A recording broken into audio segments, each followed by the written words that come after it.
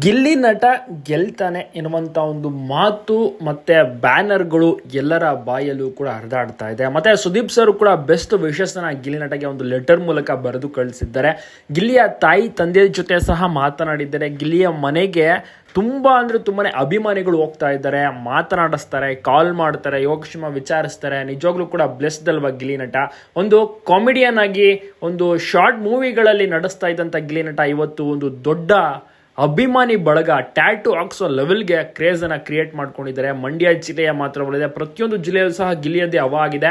ನೋಡಿ ಇಷ್ಟಪಡ್ತಾ ಇದ್ದಾರೆ. ಗಿಲ್ಲಿ ತಂದೆ ತಾಯಿಗೆ ಕಾಲ್ ಮಾಡಿ ಯೋಗಕ್ಷೇಮ ವಿಚಾರಿಸಿ ಗಿಲ್ಲಿ ತುಂಬ ಚೆನ್ನಾಗಿ ಆಟ ಆಡ್ತಾ ಇದ್ದಾರೆ, ಮಸ್ತ್ ಆಟ, ಸೂಪರ್ ಅಂತೆಲ್ಲ ವಿಶಸ್ಗಳನ್ನ ತಿಳಿಸ್ತಾರೆ. ಮತ್ತು ಸುದೀಪ್ ಸರ್ ಅವರು ಅಡುಗೆನ ಸಹ ಕಳಿಸ್ಕೊಡ್ತಾರೆ.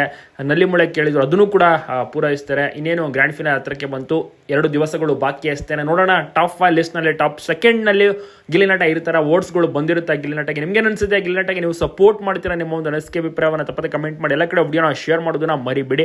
ಸಕ್ಕತ್ತಾಗಿ ಆಟ ಆಡಿದ್ರು, ಒಳ್ಳೆ ಮನೋರಂಜನೆ ಕೊಟ್ಟರು, ಎಲ್ಲರಿಗೂ ಕೂಡ ಇಷ್ಟ ಆಗ್ಬಿಟ್ರು ಗಿಲ್ಲಿ ನಟ. ಚಿಕ್ಕವರಿಂದ ಹಿಡಿದು ದೊಡ್ಡವರ ತನಕ ಎಲ್ಲರೂ ಕೂಡ ಅಷ್ಟೇ ಗಿಲ್ಲಿ ನಟನ ಡೈಲಾಗನ್ನು ಹೇಳ್ತಾರೆ, ಡಮಾಲ್ ಡಿಮಿಲ್ ಡಕ್ಕ, ಗಿಲ್ಲಿ ಗೆಲ್ಲೋದು ಪಕ್ಕ ಅಂತ. ನಿಜವಾಗ್ಲೂ ಕೂಡ ಸೂಪರ್. ಆಮೇಲೆ ದೊಡ್ಡ ದೊಡ್ಡ ಚಕ್ಲಿ ಕೊಡು, ಅದೆಲ್ಲ ಕೂಡ ಒಂದು ಡೈಲಾಗ್ಗಳು ಇದೆಯಲ್ಲ, ನೆಕ್ಸ್ಟ್ ಲೆವೆಲ್ ಸಾಂಗ್ಗಳೆಲ್ಲ DJ ಆಗಿ ಮಿಕ್ಸ್ ಆಗಿ ಸೂಪರ್ ಆಗಿ ಫೇಮಸ್ ಆಗಿಬಿಟ್ಟಿದೆ.